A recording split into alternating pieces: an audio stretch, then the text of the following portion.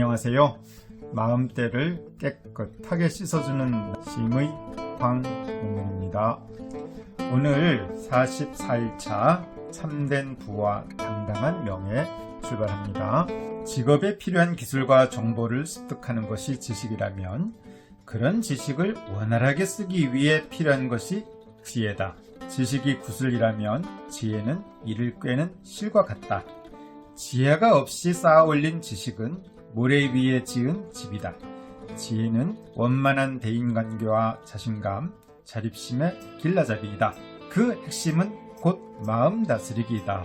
우리 마음이 내버려두면 제 멋대로 행동하죠. 그냥 내버려두면 내 인생이 순탄해지지 않잖아요. 그래서 마음 다스리기가 필요한 거죠.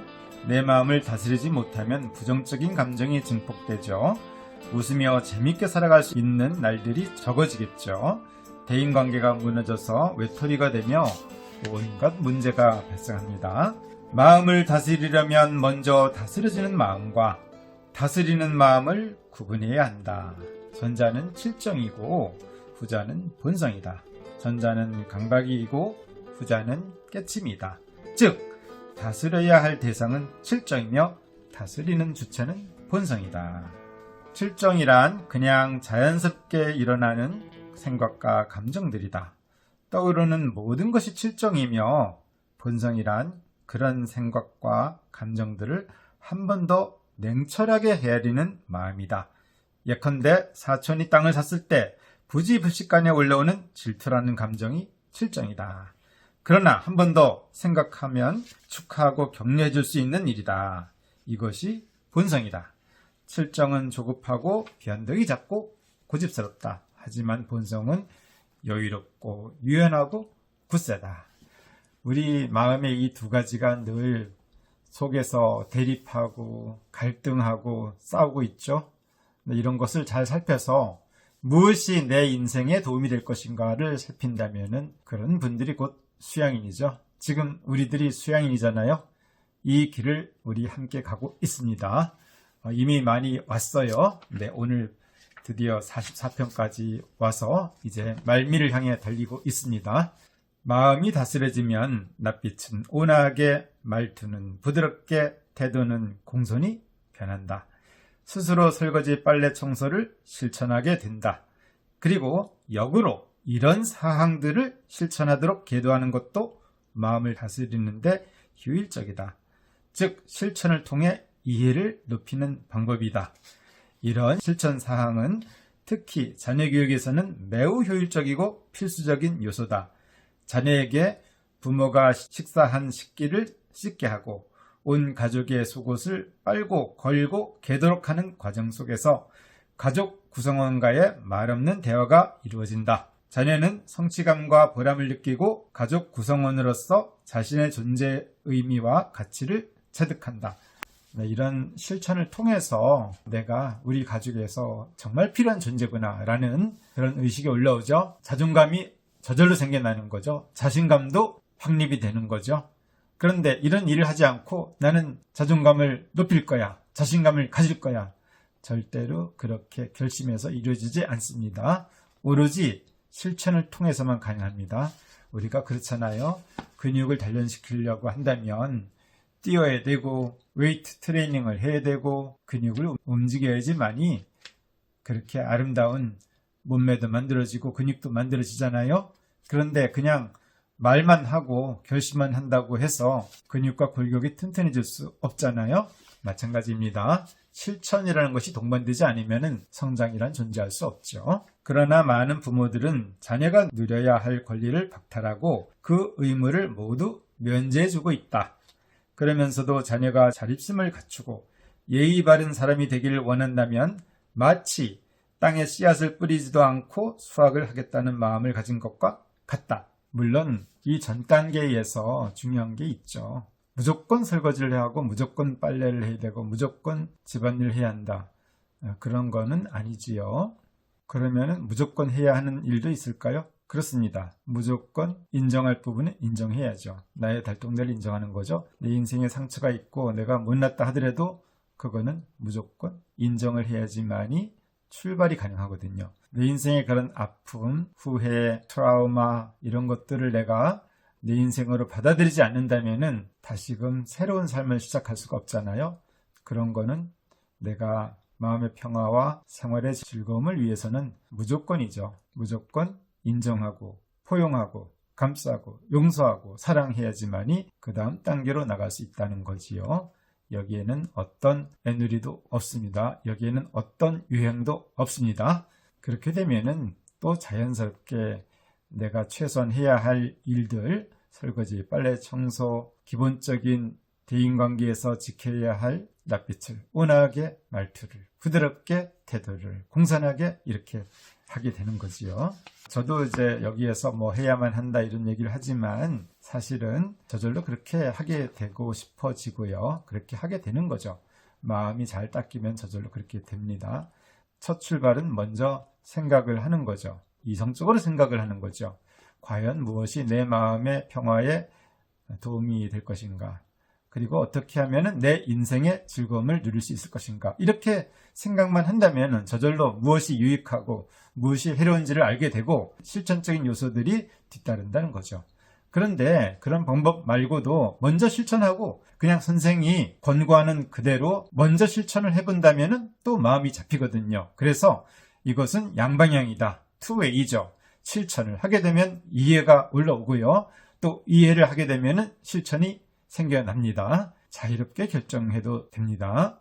자녀 문제로 40대 후반의 여성이 왔었습니다. 제 아들은 군대까지 다녀왔지만 지금은 컴퓨터 게임에만 몰두하고 있어요. 입대 전에도 학교 성적이 나빴고 지난 학기엔 학사 경고 받았어요. 게으른 생활에 젖었어요. 뭔가 방법이 없을까요? 정작 필요한 지혜는 챙겨주지 않으셨기에 그래요. 온 가족의 변화가 필요합니다. 어떤 변화죠? 자제분의 문제로 오셨지만 이는 부모님의 문제이기도 해요. 부모님이 먼저 마음 공부를 시작한다면 아드님도 동참할 수 있어요. 부모님이 먼저 모범을 보이자는 얘기죠. 이 어머님은 이제 용기를 내서 심성개발을 시작했어요. 자제분들에게 설거지, 빨래, 청소를 한번 실천하도록 그렇게 잘 계도를 했죠. 그렇게 계도가 되기 위해서는 선생의 가르침대로 따르겠다는 부모의 결심, 그런 협조가 필요하지요. 그런데 그 부모님들이 참 잘 협조했거든요. 그래서 제가 그 자제분들을 덕분에 잘 훈육할 수 있었습니다. 모자가 함께 심성개발을 시작하면서 원망과 의존으로 점철됐던 인간관계가 감사와 자립으로 변화했습니다. 본성이 발현되기 시작했고요. 생활이 안정이 됐습니다. 그러기를 4개월 지났더니요. 아주 외적으로 뚜렷한 변화가 있었어요. 그 직전 학기에는 과락 상태에 있었던 학점이 심성 개발을 시작한 이후에 수직으로 상승하였고요. 그 다음 학기에서는 최우수 성적 장학생으로 선발이 된 거죠. 이처럼 기본이 잡히면은 그 말단은 저절로 다스려진다는 그런 체험을 하게 되었던 거지요. 물론 이제껏 마음의 중심을 잘 잡았다고 할지라도 방심하면 그 순간부터 바로 무너질 수가 있습니다. 심성 개발에 있어 완성형은 없습니다. 마치 밥을 먹고 세수하고 목욕하는 것처럼 꾸준하게 실천해야 그 혜택을 입을 수 있습니다.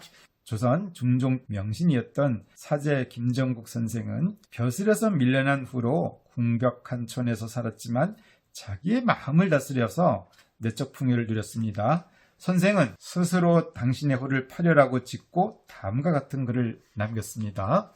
토랑국과 보리밥을 배불리 넉넉하게 먹고 부들자리와 따뜻한 온돌에서 잠을 넉넉하게 자고 땅에서 솟는 맑은 물을 넉넉하게 마시고 서가에 가득한 책을 넉넉하게 보고 봄날에는 꽃을, 가을에는 달빛을 넉넉하게 감상하고 새들의 지저귐과 솔바람 소리를 넉넉하게 듣고 눈 속에 핀 매화와 설이 맞은 국화에서는 넉넉하게 향기를 맡는다네. 한 가지 더 이 7가지를 넉넉하게 즐기기에 파려라고 했네. 내 밭이 넓지 않아도 배 하나 채우기에 넉넉하고 내 집이 좁고 누추해도 몸 하나는 언제나 편안하다네.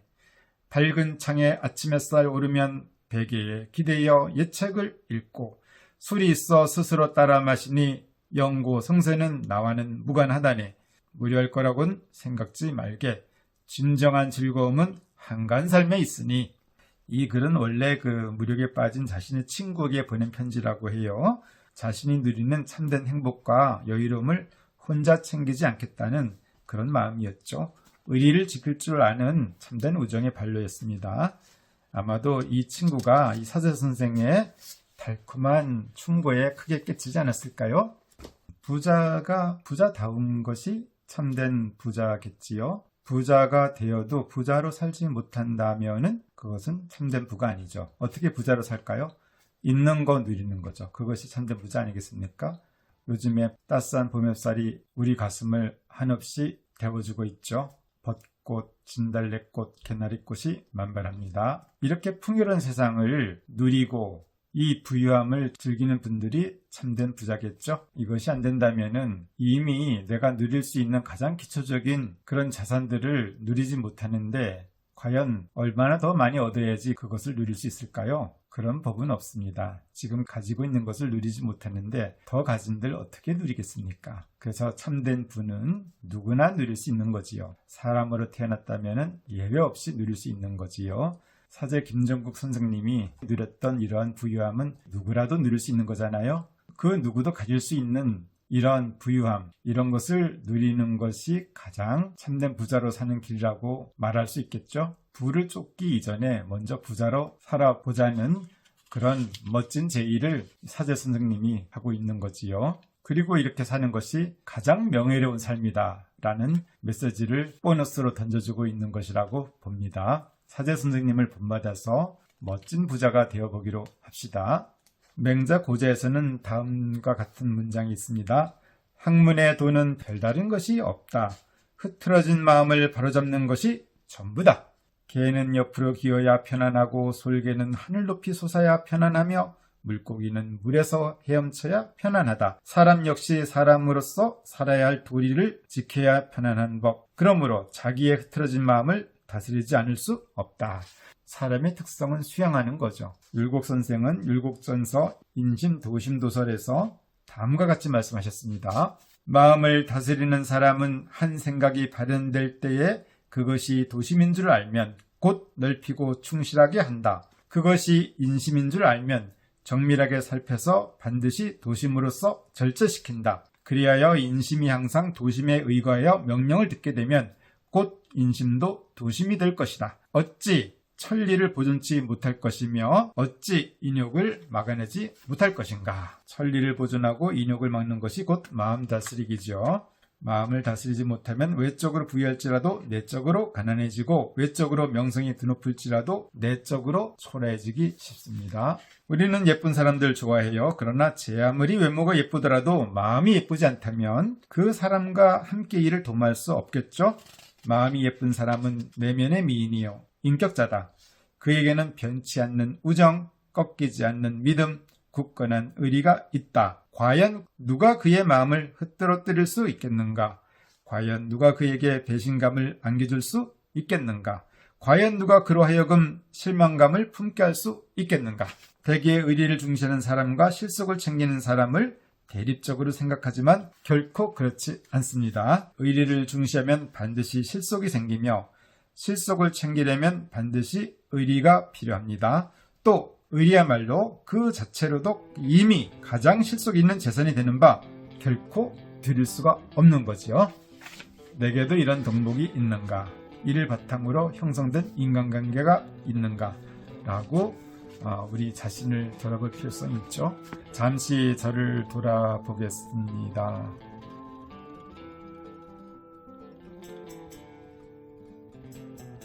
아이쿠, 이거 형편없습니다.